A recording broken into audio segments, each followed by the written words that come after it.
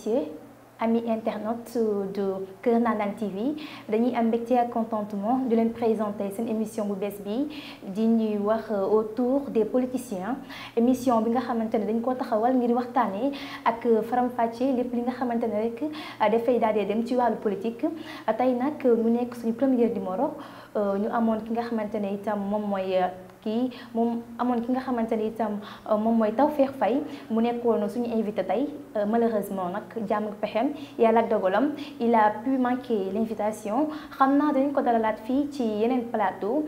ñu war nar a waxtaanee li nga xamante ne moom mooy les élections locales fii ci la chaîne de l'élégance Kër Ndanane TV waaye laataa maa gën a xuus rek dama ci ànd ak ki nga xamante ni moom mooy sama chroniqueur moom mooy teewal saa su nekk ci plateau bi ñu gën koo xamee émission bi nga xamante ne rek moom mooy l'entretien exclusif fii ci Kër Ndanane TV yu Sakho maa ngi leen di. dina fay naa la.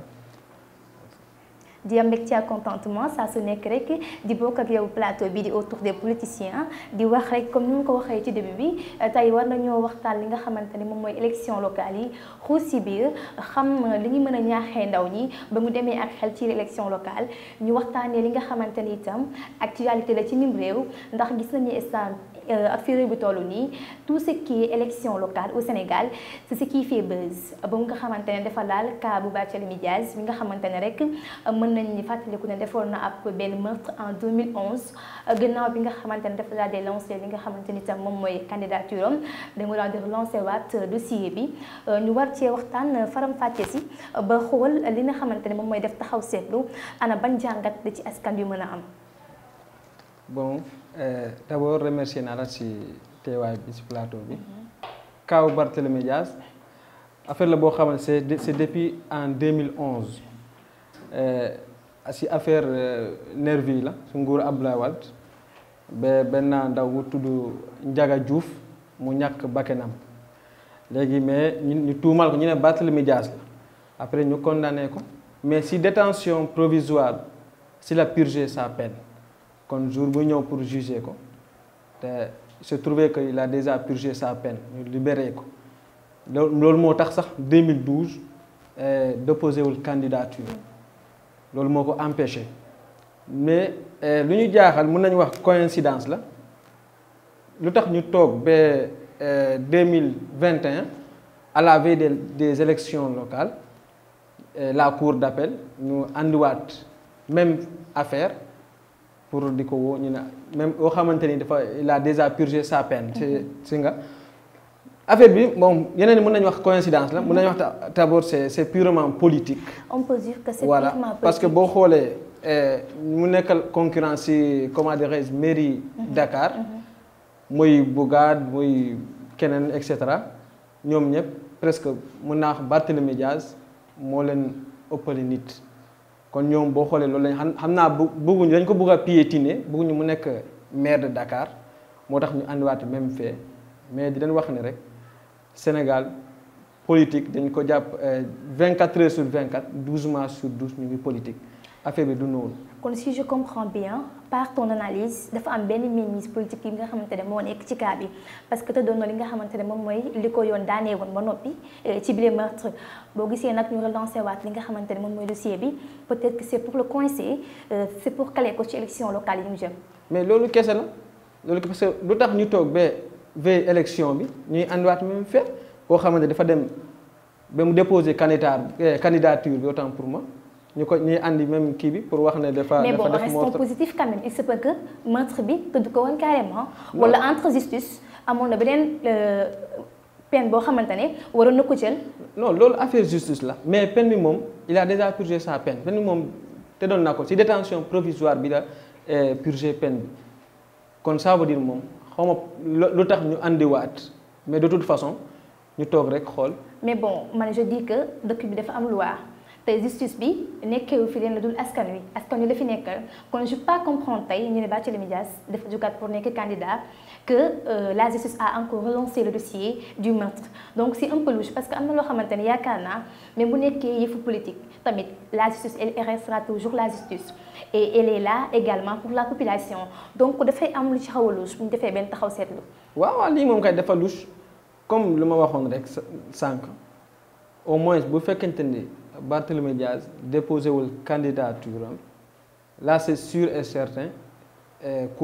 comment dirais-je cour d'appel duñ ko mais il a fallu mu dem ba mu déposé ba ñëpp xam ne diw candidat la parce que ñoom xam nañ Barthélémy Diaz notoriété bu mu am ak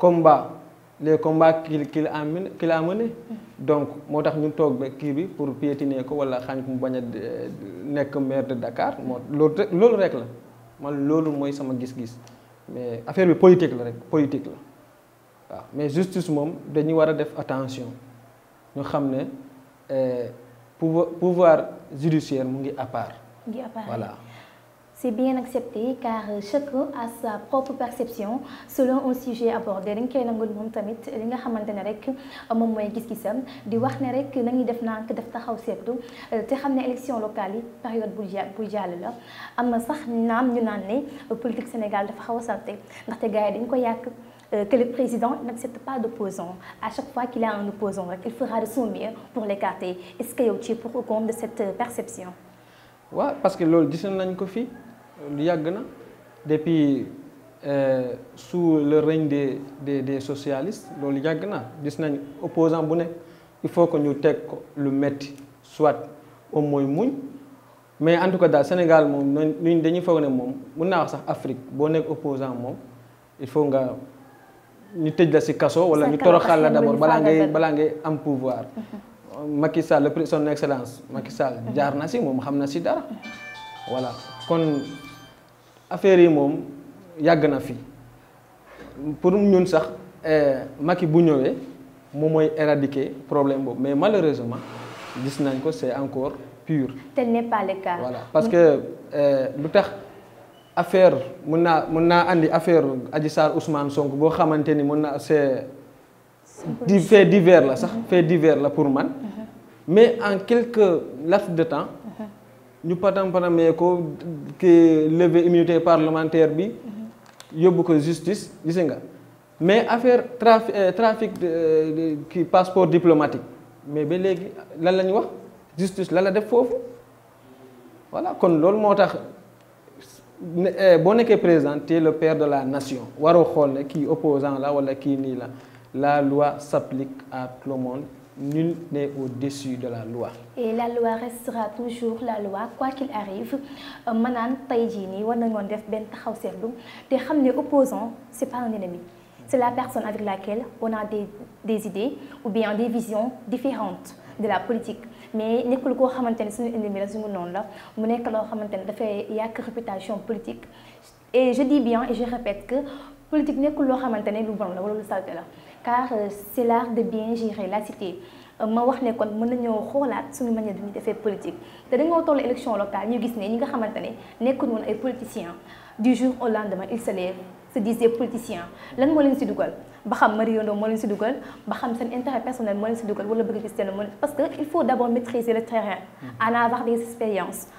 nga dund ci loo xamante ne yow ça va te permettre am nga ci expérience am nga ci vécu mën nga nekk politicien mais mënoo xëy du jour au lendemain tu vas te porter comme candidat ou bien koo xamante ne dafay gérer benn mouvement wala koo xamante ne dafay bokk ci coalition est-ce que jarul mu def taxaw seetlu xool suñu politiciens yi nan lañ leen di xoolee. Bon man dama foog ne loolu moom am na ñoo xamante ñoom ñoo war a jël ndogal boobu ñu xool nit balaa muy nekk candidat wala balaa muy créer parti ñu def étude d'abord. Mais fii moom daanaka booy déposer sa candidature wala booy créer parti ay dossiers lañ leen laaj moo tax y a beaucoup plus de candidats ici gis nga kon est-ce que def nañ étude au préalable. C'est ça le problème. Est-ce que d'abord ñoom am nañu expérience. Créer parti. xëy na tamit yeneen yi pour ñu am notoriété wala pour mbumbaay bi moo leen neex. ñu ne xaaral ñu créer benn parti rek. mais ñoom bu ñu demee ba fin ak da ngay gis encore ñu rallier wu dem ci keneen. kon loolu dafay wane ne ñoom nekkuñu pour askan wi. Voilà seen bopp la rek pour ñu am xaalis seen poche la ñu fi nekkal. parce que je dis que mbooloo bi ak ñi topp sa gannaaw c'est pas suffisant pour nga nekk benn leader wala pour nga nekk politicien c'est également beau et bien ñu xool nga am compétence yi nga am intelligence parce que c'est pas facile ngay gérer benn localité. C'est pas parce que da nga am xaalis wala da nga am mbooloo parce que mbooloo dafa yomb léegi suñu maman yi ngi jënd ci ay 2000 ak ay t-shirt. Je pense que c'est une corruption, c'est une manière de corrompre boo xamante ni c'est également à dénoncer. Parce que tey mën nga dem ci benn localité jeunesse bi mën na engagé mën na bëgg changer les donnes mais les mamans et les pères ne comprennent absolument rien de tout cela. Il suffit nga jox leen benn tissu ak benn 2000 francs mu dem tàccu la ñëw dem votel la. wala nga jox leen benn 10 000 francs jëm ci benn père de famille nga financé ko mu financé waa ko ñam. Tu vas faire pareil également avec mère mbootaay après nga am sa mbooloo. Donc cela montre que c'est insuffisant. Est-ce que ça demande pas une descente sur le terrain ci ki nga xamante ne tey mooy président bi balaa moo choisir ci candidat Benno parce que am na ñoo xamante ne tey seen askan àndoon ak ñoom ils n'ont pas été de bons maires ou bien ils ont été incompétents et pourtant ils ont été choisis. Est-ce que tey def nañ jàngat bi war ba xam kii askanam soxlawaat na ko pour une autre élection est-ce que loolu nekkul loo xamante ne aussi lu gouvernement bi war a bàyyi xel la. waaw comme xam naa loolu moo tax ñu andi code électoral bu bees bi xam nga bu njëkk ba conseil ñooy élire maire bi mais léegi boo xoolee le maire est élu au suffrage universel direct. Voilà kon xëy na peut-être pour lutter contre bu nga doon wax. moo tax ñu andi code électoral boobu. Donc en tout cas man je suis tout à fait d'accord si code électoral boobu je suis tout à fait d'accord. Parce que da ngay gis koo xamante ni conseil bu ñu élire maire bi est-ce que ñoom ils sont d'accord nit balaa mu lay jiite foo ko nga mu nekk ak koo xamante ni maanaam d'accord nga ak moom. Espérons que donc avec le changement du code les choses vont changer. Les choses vont changer avec ça. Inch'Allah ñu gis li nga xamante ni itam moom la ñuy tëjee xam naa moom mooy violence yi loo xamante ni dañ ko saytu lu bari ci jamono électorale bi ñu nekk yow lan ngay ñaax askan wi en tant que jeune est-ce que violence mooy changer affaire yi. Non, violence moom musul changer dara mais ça empire les choses donc affaire violence bi mooy bu mu ñëwee affaire entre les partisans de Ousmane Sonko ak les partisans de Doudou Ka. Justement. Loolu c'est une chose à déplorer. Parce que yow booy def déjà nous sommes à la veille ñu commencer par la violence est-ce que bu ñu demee ci kanam la lay juraat loolu c'est à revoir comme li ma wax rek. Partisan bu nekk maanaam boo toogee da nga war a wax ak sa militant yi. sa njaboot. gis nga da ngeen war a wax la violence il faut céder à la provocation. Nit même bu la provoquer il faut nga bàyyi ko mu dem. jarul ay affaire nous sommes pas là pour la violence. C'est la paix. Politique c'est l'art de bien gérer la cité. Mais du pour ay affaire xeex ay affaire dara. J'appuie justement ce que tu défends ndaxte yaakaar naa suñu waree def violence mën nañ qualifier ak suñu carte parce que dara gënu jeeg nga xëy sangu ba set jël sa carte dem voter dans la civilisation et puis tu reviens dans le calme nga xaar say résultats. Je pense que ñi nga xamante ne itam ñoom ñooy les dirigeants des partis ñoo war a wax ak seen njaboot ñu changer seen taxawaay te xam ne violence changé wul dara. dañu xam ne jàmm mooy lépp parce que les élections locales c'est d'ici moins de 3 mois. Et puis ça va passer ñëwaat suñu dundin ak suñu cohabitation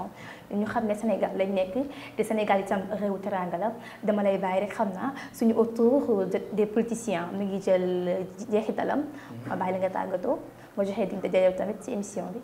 Bon nuyu naa ñëpp képp ku ñuy seetaan di leen jox tamit rendez-vous ci suñu. Émission beneen émission mooy entretien exclusif bi ok nuyu naa ñëpp. di la jaajëfal bu baax di wax mbégte ak contentement rek laa amoon fekk ak yow ci suñu plateau bi nga xamante ne rek moom mooy autour des politiciens yow mi nga xamante ni tamit yaay gérer li ñu naan entretien exclusif di wax ak ñi lay demee saa su nekk rek xam naa bu ñu ñëwaatee ci beneen numéro dinañ génnee ci beneen facette ndax dinañ am ki nga xamante ne beneen invité lay doon moom itamit ñu mën a toog ak moom fii ak localité bu mu mën a jógee ñu waxtaan ak moom faram-fàccee ak moom ci taabal bi ca localité ba mu jógee mu wax ñu moom tamit lu muy proposé ak lan lay waajal li nga xamante ne rek moom mooy wax goxam autour des politiciens la woon fii si Kër Ndanane TV di wax saa su nekk nii rek lay demee xam naa ma leen di jox rendez-vous prochaine émission incha allah d'ici là portez-vous bien.